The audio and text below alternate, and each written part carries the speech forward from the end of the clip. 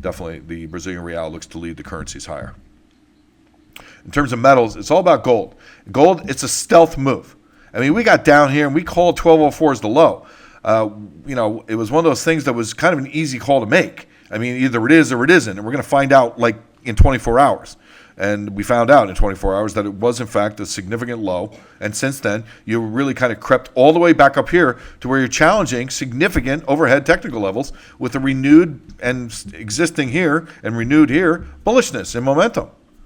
But there's something much bigger going on here. Okay, here is the trend line, okay, that was broken when you made this move. Look at all the people that got short. Open interest soared on these, 1, 2, 3 big down days. It was actually going up back here before you even violated that trend line. When you failed up here, that was a big failure. You got above this high and failed.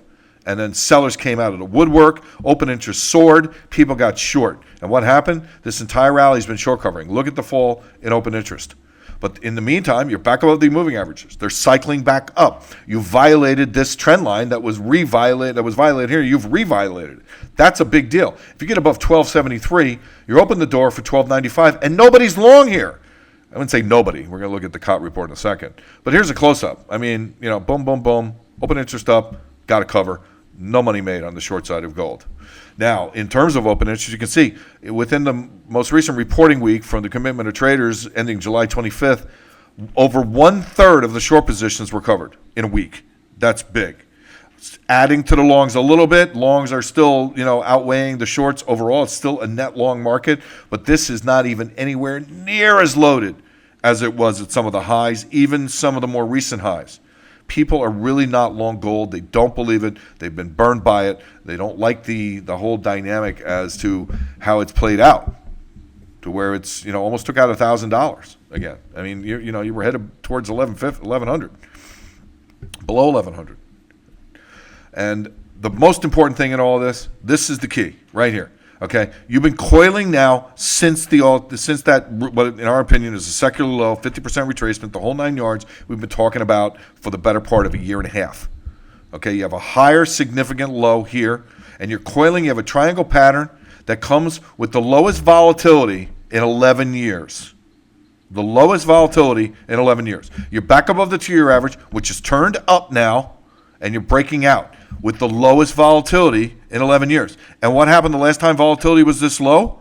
Same kind of pattern. You were kind of, sideways, digesting gains, and then broke out sharply, and you were up almost 300% in the next 5 years. We could see something like that happen here. We think gold could be ready to explode, and it might, kind of go hand in hand with our thought process around the U.S. tech stocks. If they come under fire and the stock market gets a hiccup here, you can see a lot of money move into gold fast, and money is not in gold. And right now, you get technical breakout pivots that, if taken out, would really accelerate the move. It's coiled. It's ready to go. So what do? Well, we think it's options. I mean, because such low volatility, you could use a variety of options. Bottom line is you can cover $100 in gold on the call option side from $1,300 to $1,400. You're covering $100 at a cost of $23.